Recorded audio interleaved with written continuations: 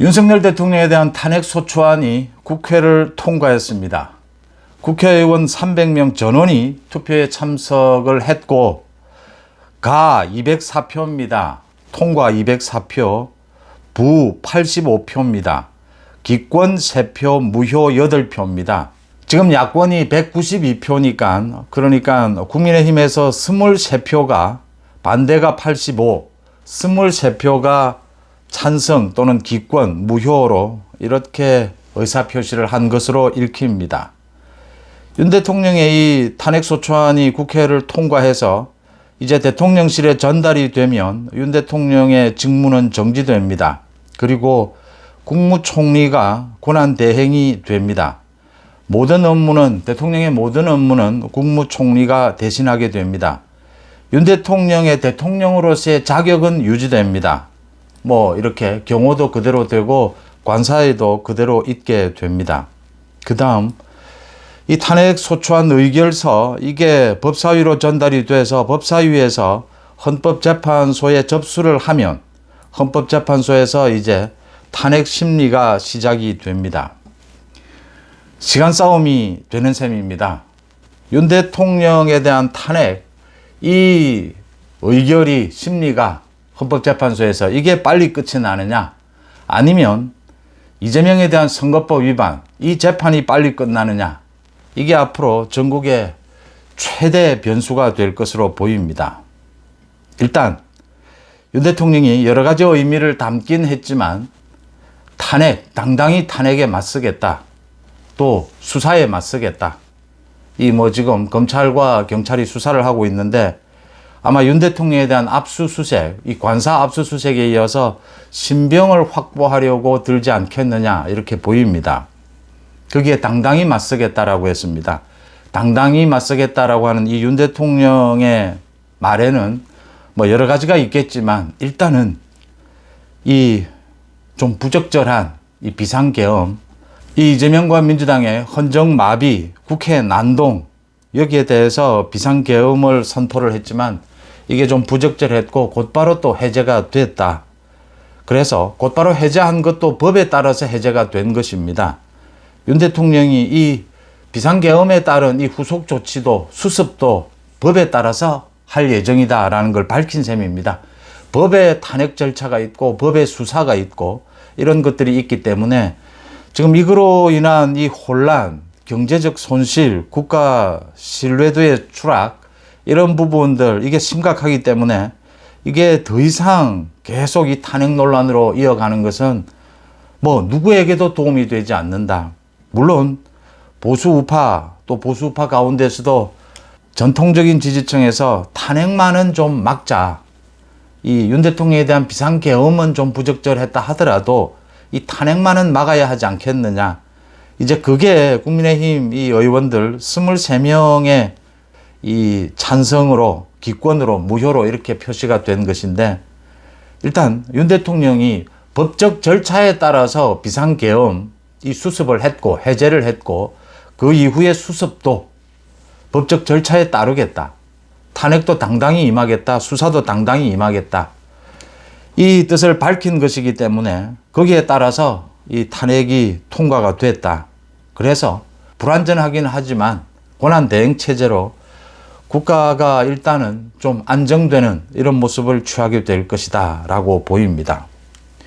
국민의힘은 친한, 친윤 해서 갈등이 좀 빚어지겠지만 그래도 한동훈 지도체제는 유지되지 않겠느냐 이렇게 보이고요. 일단은 이제는 헌법재판소의 이 심리, 대법원의 이재명에 대한 이 선거법 위반 이 재판 결과가 언제 나오느냐 특히 2심 결과가 나오게 되면 또 한 번 이 천지개벽이 일어나게 될 것이다. 노무현 대통령 때는 이 헌법재판소가 2달 정도 걸렸습니다. 박근혜 전 대통령 때는 석 달이 걸렸습니다. 이 내용이 좀 노무현 때는 간단했고 박근혜 전 대통령 때는 좀 복잡했습니다. 이번에 윤 대통령에 대한 이 비상계엄 부분에 대해서 이 내란 혐의로 이 탄핵 소추안을 낸 것인데 민주당이 어제 막판에 이 내란 혐의 이것만 적용을 시켰습니다. 외교적인 문제라든지 명태균 문제 모두 빼버렸습니다. 이 시간 싸움이기 때문입니다. 그래서 그렇게 복잡하지는 않다. 그런데 지금 헌법재판소가 6명입니다. 심리는 할 수가 있습니다.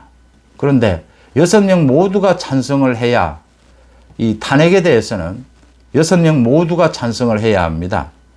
제대로 정상적인 심리를 하기는 힘들 것이다. 지금 국회에서 3명을 이제 추천해서 임명하려고 하고 있습니다. 그런데 이게 국회에서 인사청문회도 거쳐야 하고, 그래서 빨라야 다음 달에 임명이 될 것이다. 정상적이지 않다라고 하는 것입니다. 헌법재판소가. 또 만약 4월까지 가게 되면 2명이 또 사퇴를 합니다. 헌법재판소가 이번에 윤 대통령에 대한 탄핵, 이 부분 심리는 얼마나 걸릴 것이냐. 3개월이 걸린다라고 보면 3월 중순입니다. 3월 중순. 그러면 그 이후에 2달 뒤에 60일 뒤에 대통령 선거입니다. 5월 중순입니다. 지금 대략적으로 4월, 5월에 대선이 열리지 않겠느냐. 여기에는 변수가 또 있습니다. 만약 윤 대통령에 대해서 기소가 있게 되면 이 재판 결과를 보고 헌법재판소에서 판결할 일입니다. 헌법재판소의 심리를 중단할 수도 있습니다. 그런데 그 가능성은 크게 높지는 않다. 일단 4월, 5월 대선이 열릴 수가 있다. 이게 지금 많은 법조인들이 예상을 하는 쪽입니다. 이재명의 그러면 선거법 위반, 윤석열 대통령은 뭐 탄핵에 대해서 이건 내란 혐의는 아니다. 당당히 맞서겠다. 이 수사에 대해서도 검찰, 경찰 수사에 대해서도 당당히 따질 것은 따지겠다라는 입장입니다. 그렇게 따진다면 이 뭐 헌법재판소에서 어떤 결과가 나올지 모르는 일이고, 또 검찰, 경찰의 수사도 어떤 결과가 나올지는 아직 모릅니다. 많은 사람들이 구속되고 있긴 하지만 뭐 아직 예상할 수는 없습니다. 일단 이 탄핵안이 헌법재판소에서 받아들여졌다라고 했을 경우에 4월, 5월 대선이 아니겠느냐. 이재명의 지금 선거법 위반 재판, 이 2심 판결은 아무리 시간을 끌려고 발부등을 쳐도 3월일 것이다. 3월에 이재명의 선거법 위반 징역형이 선고가 될 것이다. 그러면 이게 굉장히 복잡해집니다. 이재명이 3월에 2심에서 징역형을 선고를 받게 되면 이게 4월이나 5월 대통령 선거가 열리게 되면 이재명이 과연 민주당 후보로 출마할 수 있느냐. 곧바로 대법원에서 확정 판결을 내려버릴 수도 있습니다. 뭐 그렇게 오래 걸릴 일이 아니기 때문입니다. 일반적으로 대법원에서 3, 4개월씩 걸리는데 이건 굉장히 빨라질 수도 있습니다. 대통령 선거에 지금 범죄자가 2심에서 징역형을 선고받은 범죄자가 출마하려고 한다. 이 모든 것이 구체적으로 규정이 되어 있지 않기 때문에 전부 혼란 상황입니다. 그때 누가 이걸 뭐 유권 해석을 해줄 수도 없는 문제고, 헌법재판소에서 그때 제깍제깍 판결을 내릴 수도 없는 문제입니다. 범죄자가, 재판을 받고 있는 범죄자가 대통령 후보에 출마했을 경우에 이거 어떻게 할 것이냐. 만약 대통령에 당선이 된다면 이 불소추 특권과는 어떻게 될 것이냐. 전부 지금 의견이 나뉩니다. 구체적인 규정이 없습니다. 이럴 경우에 가장 명료한 것은 대법원에서 일찍 판결을 내리는 것입니다. 또 이재명은 대통령이 당선되더라도 대법원의 판결이 있으면 바로 대통령직 정지입니다. 대통령 자리에서 끌려 내려와야 합니다. 이런 지금 헌법재판소와 대법원의 이 시간 싸움, 일정 싸움이 있고요. 그러면 이재명은 왜 지금 개헌도 안 된다, 무조건 지금 윤석열 대통령의 하야, 조기 하야만을 노리고 겉으로는 탄핵을 주장해 왔습니다. 이재명이 노리는 지점은 헌법재판소에서 빨리 선고를 할 것이다. 그래서 자신의 2심 선고 판결이 내리기 전인 또는 2심 판결 즈음에서 3월쯤에 대통령 선거를 하는 것이 이재명이 가장 바라는 바입니다.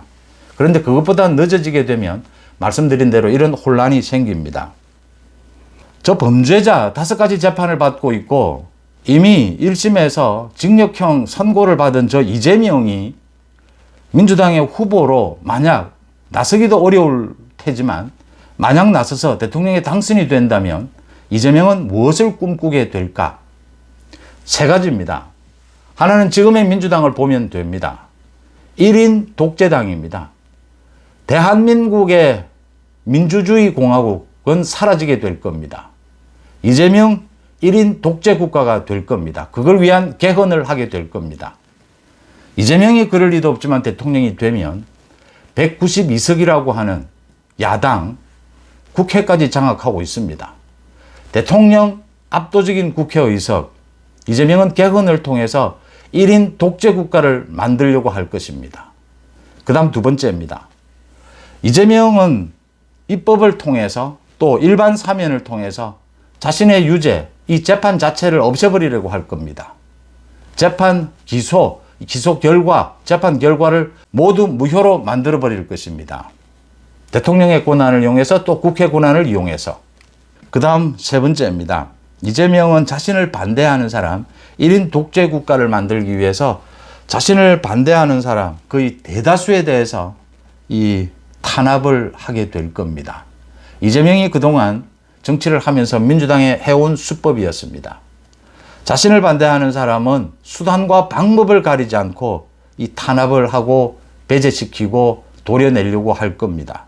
나라는 완전히 엉망진창이 될 것이다 라고 하는 점입니다. 윤 대통령의 이 비상계엄에 대한 수습도 법적인 절차에 맞아야겠지만 이재명이 저지른 이 범죄 행위, 이재명의 이 위헌 행위, 국회를 장악하고 난동질을 벌인 이 부분에 대해서도 이재명의 범법 행위에 대해서도 법적 절차에 따라서 정확하게 책임을 물어야 한다. 처벌을 해야 한다라고 하는 점입니다. 앞으로 3, 4개월 내에 4, 5개월 내에 정확하게 이 법적인 책임을 묻는 법적인 수습을 하는 이걸 할 수 있느냐 없느냐에 따라서 민주공화국 대한민국이 무너지느냐 아니면 대한민국의 민주주의가 또 한 번 성숙하느냐 그 갈림길에 서 있다 이렇게 볼 수가 있습니다. 모든 것은 법에 따라서 국민들의 상식에 따라서 이루어져야 한다라고 하는 점에서 윤석열 대통령의 탄핵 소추안이 국회를 통과했습니다. 이재명의 처벌에 이제 대다수 국민들의 합리적인 국민들의 모든 여론이 결집할 때다 이렇게 봅니다. 많이 힘든 시간입니다. 그렇지만 분명히 희망은 있고 이게 또 한 번 대한민국이 성숙할 수 있는 계기가 될 수 있을 것이다 라고 읽습니다. 여러분들은 어떻게 생각하십니까? 송은재TV 마칩니다. 고맙습니다.